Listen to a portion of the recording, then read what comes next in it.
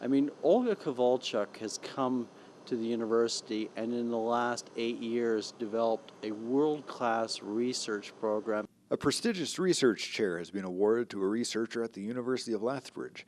I'm really excited to have this research chair awarded right now. It's not just my success, it's the success of the whole group. The research chair in New Perspectives in Gender, Sex and Health was awarded by the Canadian Institute of Health Research. These chairs normally go to individuals in large universities and medical schools. The university says the fact this chair was awarded to a smaller centre like Lethbridge indicates much about the quality and emphasis of Kovalchuk's research. She was way out in front of the pack. It's kind of like Wayne Gretzky always said, you have to go where the puck is going, not where it's been.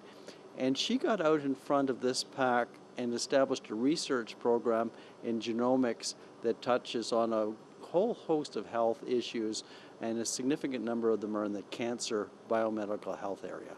We already know that different genes are expressed to different extent in male and female tissues after receiving the same radiation dose. In an animal model, there are differences in how males and females respond to radiation, so we're trying to understand if that is indeed true and what can it mean for humans. She and her team have conducted research with mice. They're studying to determine why males suffer more damage at the molecular level and whether that damage is passed on to any offspring they sire. The whole idea of this current proposal is to understand, is it really bad? Should we be concerned? Or those changes, even though they are really pronounced, will they lead to biological effects or not? The research chair comes with $750,000 in funding for the next 5 years. Kovalchuk has been extended an additional $698,000, again from the Canadian Institute of Health Research, for operational expenses.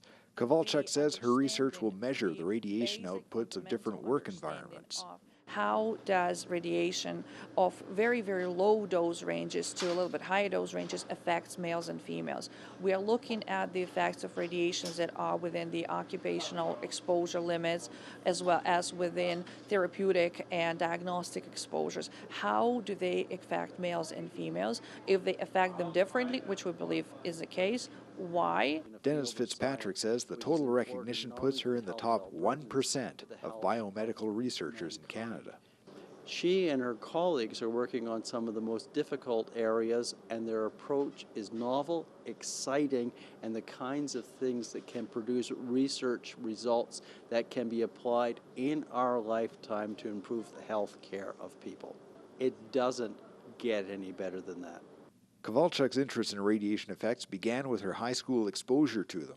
She was 600 kilometers away from the reactor explosion in Chernobyl back in 1986. I was exposed directly because, unfortunately, we had to go for the May Day celebration, and nobody was actually told that the rain is not so good. Kovalchuk's students are master's and doctoral candidates. She says she wants a larger research space and that she's happy to attract more students. I really hope to build a really big research center, and always happy to attract more students. I see a lot of interest in youngsters. My daughter is now in grade 11, and she's already interested in doing research, and she has been involved in some research already. Tom Yeoman, Shaw TV.